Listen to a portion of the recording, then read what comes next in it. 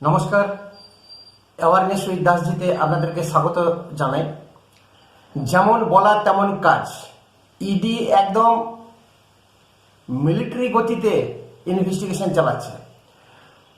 কয়লা কেলেঙ্কারি মামলায় আইপ্যাকের যে কর্ণধার সেকেন্ড ইন কমান্ড ভিনেশ চান্দেলকে যে ইডি গ্রেপ্তার করেছে দিল্লিতে, এবং সঙ্গে সঙ্গে দেন অ্যান্ড দেন প্রতীক জৈনের স্ত্রী এবং তার ভাইকে ইডি তলব করেছিল। বেশ কিছু নথি কালেকশন করেছে। প্রতীক জৈনকে খুব শীঘ্রই কিন্তু ইডি তুলে নেবে। এখন রিসেন্ট তাজা খবর যেটা, আইপ্যাক কলকাতা থেকে পাকতাড়ি গোটাচ্ছে। আইপ্যাকের অফিস বলুন বা ঝাঁপি বন্ধ। আইপ্যাক থেকে ঘোষণা করেছে যে আগামী 20 থেকে 25 দিন কলকাতার অফিস বন্ধ থাকবে, কোনো রকমের কাজকর্ম হবে না। যত কর্মী আছে, স্টাফ আছে, তাদেরকে সবাইকে ছুটি দিয়ে দিয়েছে। তার মানেটা কি? তার মানে হচ্ছে এটাই যে টিএমসির অবস্থা খারাপ। টিএমসি দলটাকে পরিচালনা করা, টিএমসি দলের যে ডাইরেক্টর রাজ্য সরকারটাকে যে বকলমে চালাচ্ছিল, সেই আইপ্যাক অফিসটাকেই অমিত শাহ হাইজ্যাক করে নিল বা ইডি হাইজ্যাক করে নিল। টোটাল দলটাই তো আইপ্যাক নির্ভরশীল। আইপ্যাক প্রত্যেকটা জিনিস যা যা মাথা ফুটে করবে সব আইপ্যাকের দাঁড়াতে হচ্ছিল। এমনকি অভিষেক ব্যানার্জি সভাতে গিয়ে কি ডায়লগ দেবে, কি বক্তব্য রাখবে, সেটাও আইপ্যাক ঠিক করে দিত। তাহলে এই যে স্ক্রিপ্ট রাইটার বলুন, বকলমে টিএমসি দলটাকে চালানো আইপ্যাকের যে বুদ্ধিতে চলছিল এত বছর ধরে, আজ বিগত 10-12 বছর ধরে, সেই আইপ্যাকের ঝাঁপি কিন্তু বন্ধ হয়ে গেল এই কলকাতায়। আর এই ঠিক নির্বাচনের মুখে যদি ঝাঁপি বন্ধ হয়ে যায়, তাহলে বুঝতেই পারছেন মমতা ব্যানার্জি, অভিষেক ব্যানার্জির অবস্থা কি হতে পারে। এবং ইডি যে খুব গতি বাড়িয়েছে তদন্তে, সেটা আমরা দেখতে পাচ্ছি। রবিবার থেকে কন্টিনিউ কলকাতাতে ছাপামারি চলছে। সেখানে একজন কনস্ট্রাকশন কোম্পানির মালিককে ধরেছে। রাসবিহারীর যে বিদায়ী এমএলএ দেবাশিস কুমারের বাড়িতে ইডি এবং আয়কর দুটো যৌথভাবে একদম ইনভেস্টিগেশন চালাচ্ছে।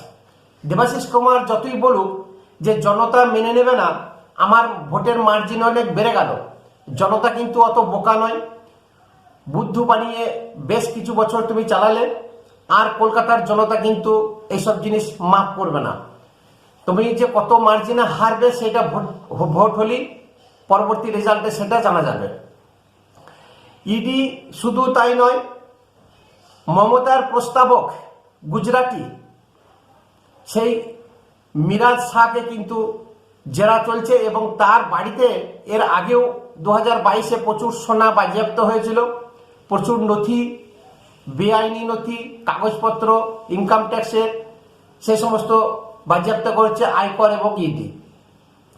এদিকে মমতা ব্যানার্জি তার মুখের ভাষাই হচ্ছে বাংলাকে গুজরাট হতে দেব না, গুজরাটিরা এখানে এসে শাসন করবে, মুখ্যমন্ত্রী হবে অমিত শাহ, নরেন্দ্র মোদী, এখানে গুজরাটিদের কোনো জায়গা নেই।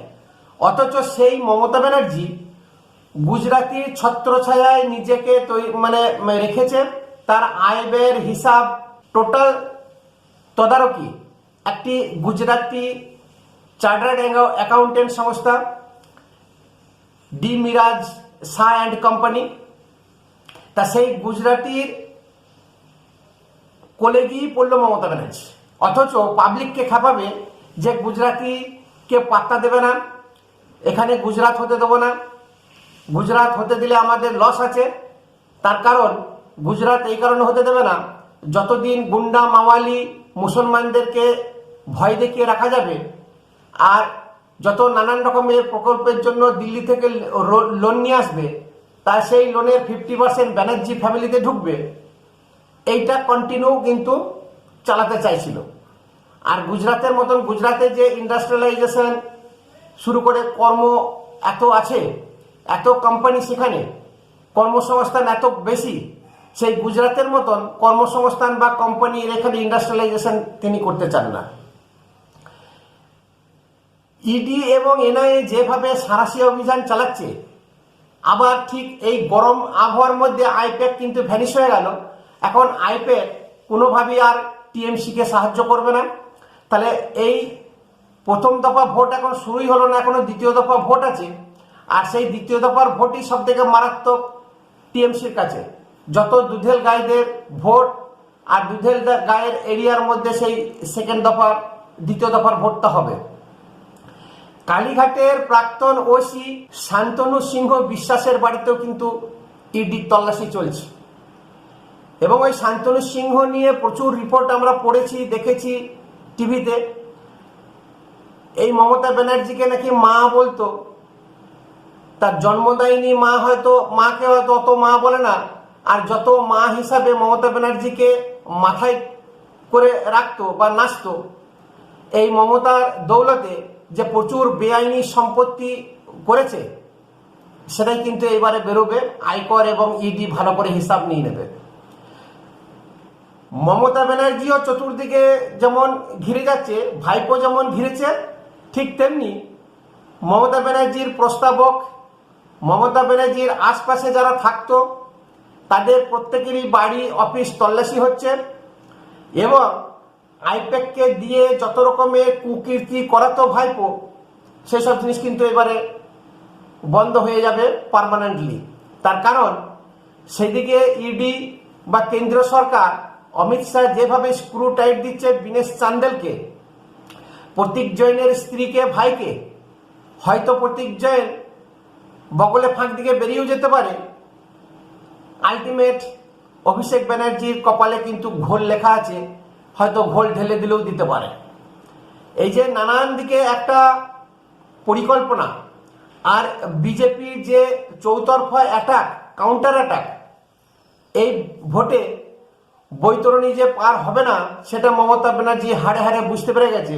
এবং যে সভাগুলো আদৌ হচ্ছিল, লোকজন তো হচ্ছেই না, সেই সভা পরবর্তীকালে আরো হবে কিনা বা করতে পারবে কিনা সেটাই দেখার।